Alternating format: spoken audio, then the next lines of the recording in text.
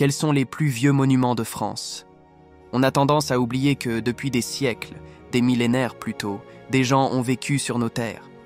Et certains nous ont laissé des souvenirs qui engagent à l'intrigue et à l'émerveillement. Aujourd'hui, remontez dans le temps pour découvrir les plus vieux monuments de France qui ont été érigés avant notre ère. Le cairn de Barnenez. On aurait pu vous tenir en haleine, mais commençons quand même par le monument le plus vieux de France. Il s'agit du cairn de Barnenez, érigé il y a plus de 6000 ans aux alentours de 4700 avant JC.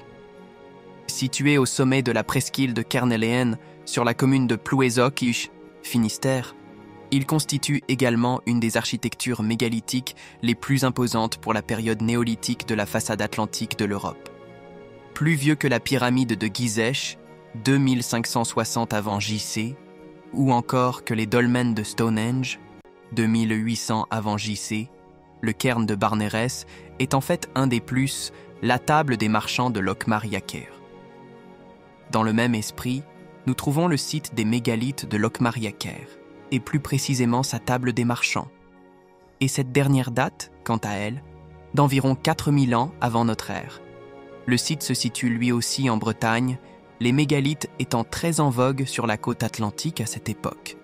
Et il s'agit en fait d'une ancienne chambre funéraire recouverte d'un cairn, amas de pierre, qui constitue le premier monument à avoir été défini comme dolmen, qui signifie d'ailleurs la table de pierre, en breton. C'est en 1811 qu'on fouille l'intérieur du monument pour la première fois. Malgré les méthodes de l'époque, on remarque rapidement que le lieu est stratifié. On y découvre surtout des gravures très intrigantes, témoignant d'un savoir-faire précis qui fascine encore aujourd'hui. La tour Magne à Nîmes. Place à l'époque gallo-romaine, maintenant auprès d'un édifice qui se rapproche un peu plus de ce qu'on appelle monument aujourd'hui, et plus précisément au IIIe siècle avant JC. La tour Magne, édifice situé sur le mont Cavalier à Nîmes, constitue le seul édifice restant de l'antique enceinte nîmoise. Cette tour fait partie de l'enceinte romaine qui protégeait historiquement la ville.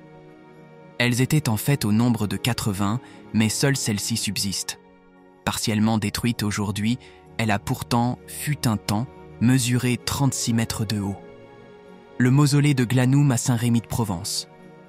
On reste dans l'époque gallo-romaine avec le mausolée de Glanoum, daté entre 30 et 20 avant JC. Vous trouverez ce trésor à Saint-Rémy de Provence.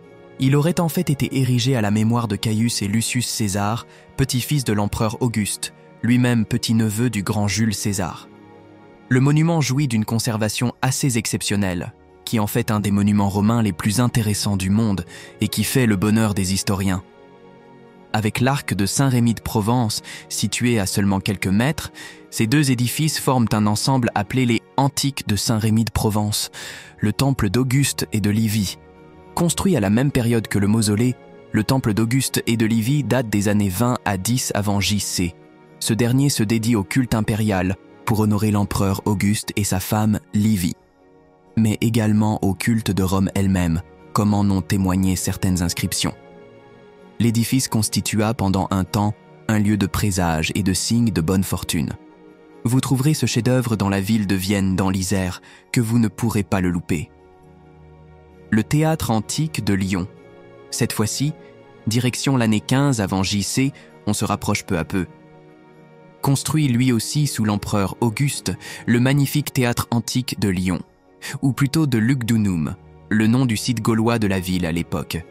Il est en fait appelé Grand Théâtre, pour le différencier de l'Odéon, un théâtre plus petit, mais voisin.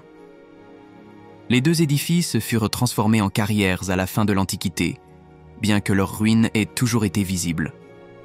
Avec ses 108 mètres de diamètre, le Grand Théâtre et l'Odéon formaient un ensemble véritablement unique du monde romain. L'obélisque de la place de Concorde. Finissons cette sélection en beauté avec le célèbre obélisque de Luxor sur la place de la Concorde à Paris, dont les origines vont vous étonner. L'édifice voit initialement le jour en Égypte avant de venir à Paris, et ce, 1300 ans avant JC. C'est en fait Méhémé Ali, vice-roi d'Égypte, qui fit don à notre roi Charles d'Itis d'un des deux obélisques du temple du Luxor, en signe de bonne entente. en 1830 seulement. C'est donc depuis peu que Paris détient ce petit bijou, au vu de sa date de création.